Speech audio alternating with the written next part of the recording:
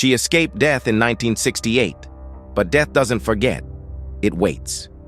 Now, her entire bloodline is being hunted one by one in the exact order they were meant to die. You can't run, you can't hide, and you definitely can't cheat death. Ready for the full story of Final Destination Bloodlines? Hit play, feel the fear. And don't forget to like, comment, and subscribe for more chilling movie breakdowns. In 1968, high above the New York skyline, a celebration was unfolding. The Skyview Tower, a symbol of ambition and luxury, opened its doors to the elite. Among the crowd was a young woman, Iris Campbell, whose life was about to change forever. In a flash of horror, she saw a vision, fire exploding through the walls, steel beams falling, and lives being crushed beneath concrete. It wasn't a dream.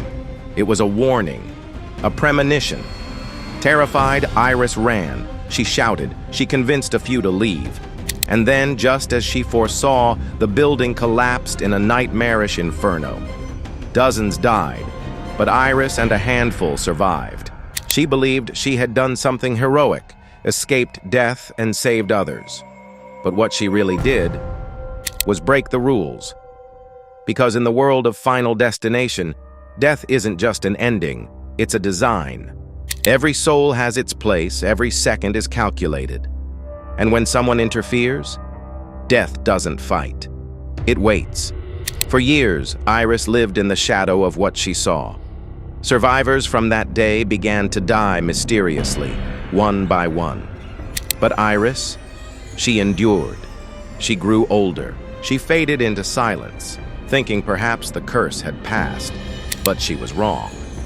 Now, decades later, her granddaughter, Stefani Reyes, starts to see things. Nightmares of destruction, premonitions she can't explain. And then the deaths begin. Again.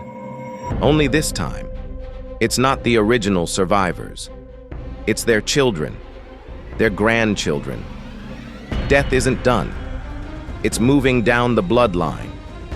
Stefani and her brother Charlie uncover the truth. Each death in their family mirrors the exact sequence from 1968. It's not chance. It's design. They were never safe. Their family never escaped. Because you can run from death. You can delay it. But you can't erase it. And you absolutely can't outlive it. Not when it's written in your blood. When it comes to the final Destination franchise, one thing fans have come to expect is death. Creative, cruel, and unforgettable. But in Bloodlines, the franchise doesn't just continue the tradition. It evolves it. This isn't just about bad luck or freak accidents. This is about Rube Goldberg nightmares, where the smallest detail leads to the deadliest end. A loose screw, a misplaced spark, a second too soon, and suddenly, an ordinary object becomes a weapon of fate. Every death in Final Destination, Bloodlines feels like a puzzle, one that's already been solved by death itself. Take Julia, a stylish social media influencer whose recycling run turns into her final moment. A mechanical glitch, a slip. And within seconds, she's trapped inside a garbage truck's compactor, crushed while the world scrolls by. Or Eric, the tattoo artist with a rebellious streak. His shop, filled with ink, fire, and adrenaline, becomes the perfect death trap. A small gas leak, an electrical spark, and in an instant, flames dance across the walls, leaving nothing but ash. Then there's Bobby, the gym junkie who trusted his routine too much. One faulty bolt on a weight machine, one shift in pressure, and his spine snaps like a twig. And these are just the start. One cousin is electrocuted mid-live stream by a blender. Another is launched through the air by a lawnmower gone rogue. One death even unfolds slowly, a chain reaction that builds tension with every creak, spark, and drop, until boom, it's over. But the scariest part? These deaths aren't random. They're part of death's new blueprint, re-engineered, to feel modern, shocking, and inevitable. Bloodlines proves that death doesn't get lazy. It gets smarter, crueler, and closer to home, Because in this film, it's not just about how you die. It's about how long death is willing to wait to make sure it's perfect. In Final Destination, Bloodlines, the climax isn't just a final stand. It's a false sense of peace, a cruel trick. Because just when you think the curse is broken, the film reminds you, death never leaves a job unfinished. As Stefani and Charlie race against time, they believe they've found the answer.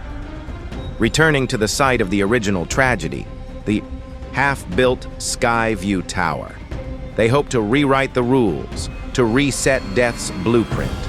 The plan? Confront fate where it first began. What follows is chaos.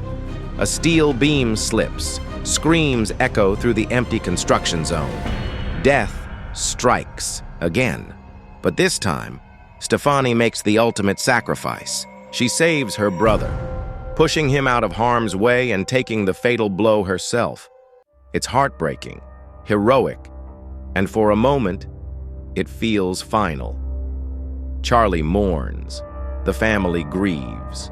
The audience exhales. Could it be over? Has the cycle been broken? But then the camera drifts.